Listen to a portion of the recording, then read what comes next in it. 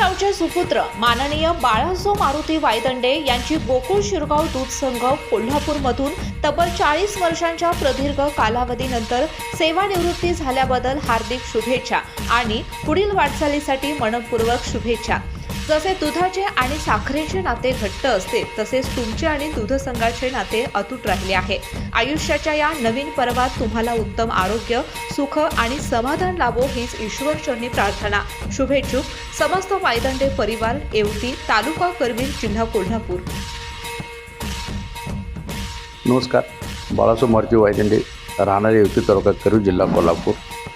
मी गेले 40 वर्षे गोकुळ दूध संघामध्ये चोईक साहेबांच्या आशीर्वादामुळे मी आज रिटायर झालो आहे। तर गेले 40 वर्षामध्ये मी चोईक साहेबांनी मला गडिंग्लजसाठी 1986ला मी गडिंग्लजला गेलो।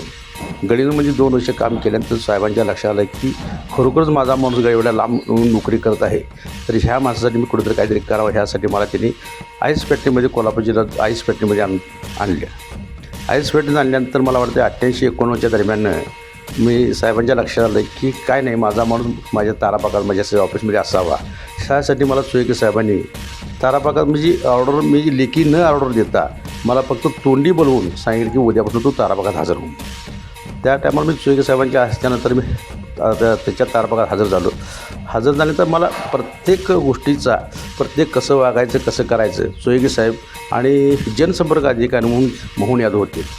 मोहन यादवांनी आणि एक माझे मित्र बी.आर. पाटील, कोपार्डे असे दोघांनी मला सहकार्य केलं। त्या सहकार्यातून मी आजपर्यंत 40 वर्षाची सर्व्हिस आहे त्यांच्या आशीर्वादामुळं, चोईके साहेबांच्या आशीर्वादामुळं आणि प्रत्येकाचा विश्वास दृढ करून गेले मी 40 वर्षाच्या कारकिर्दीत आज चोईके साहेबांच्यापासून ते आज तागायत मला वाटते।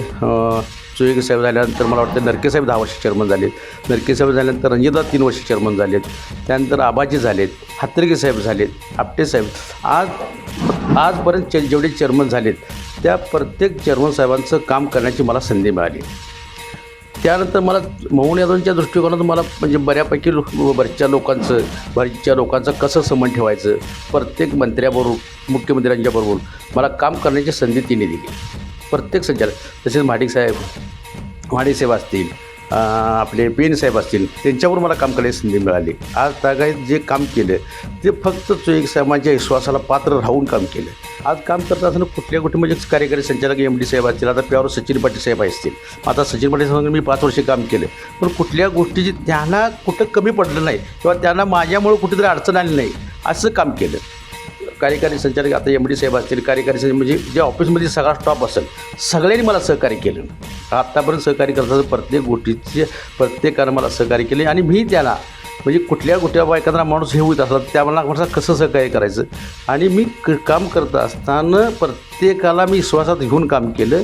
त्यामुळे मी आत्तापर्यंत जवळजवळ 38 वर्षे मी ताराबागात एक ठिकाणी काम केलं आणि 38 वर्षाच्या कारकिर्दीत तिथूनच मी रिटायरमेंट झाली।